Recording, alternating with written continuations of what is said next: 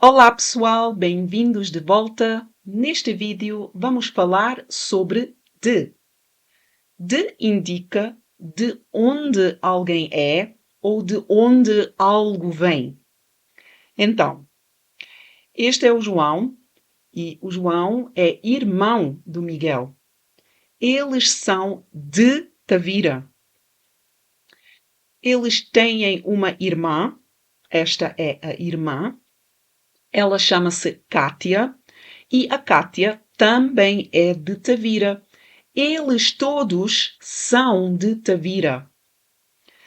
Este é o Dr. Ricardo e esta é a enfermeira Maria e eles são de Faro. A Maria e o Ricardo são de Faro. Então, o João, o Miguel e a Kátia são de Tavira. A Maria e o Ricardo são de Faro e todos são de Portugal. E este é o fim deste vídeo e eu vejo-te na próxima lição. Até já!